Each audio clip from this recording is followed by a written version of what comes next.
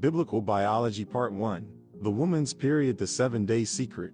The Biology of Holiness. Can faith and science both be right? How to approach the Part 1. Introduction. Welcome to Biblical Biology. In this series, we examine ancient laws through the lens of modern science.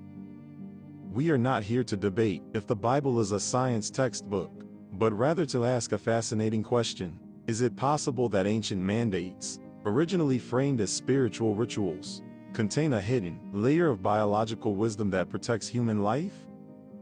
In Part 1, we investigate the 7-Day Secret, the laws governing menstruation, and explore whether these practices were an early form of divine law, a brilliant result of trial and error, or perhaps something that satisfies both perspectives.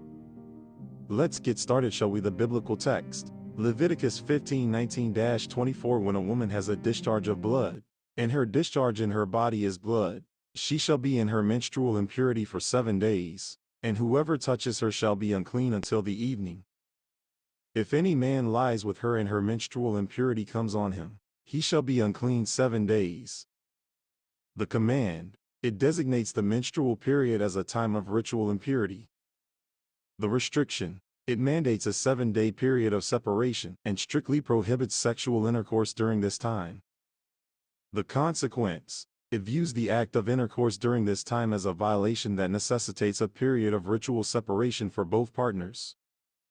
The biological reality, what happens during a period? During menstruation, the uterus sheds its lining, the endometrium.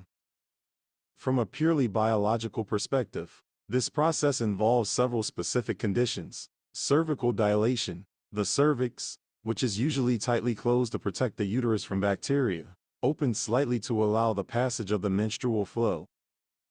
pH shift, the vagina is naturally acidic, to kill harmful bacteria. During a period, the presence of blood, which has a higher pH, makes the environment less acidic. This creates a temporary neutral zone that is more hospitable to the protective gate to the upper reproductive tract. The uterus and fallopian tubes is effectively weakened.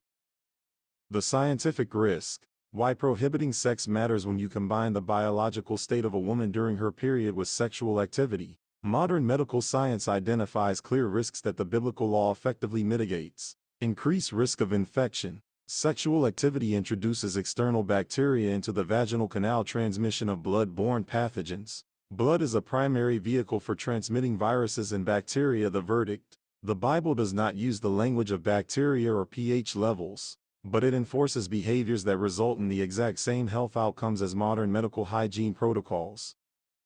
Whether one views this as divine guidance or the result of extreme long-term observational wisdom, the ancient law effectively shielded the community from the reproductive infections that were common in neighboring cultures.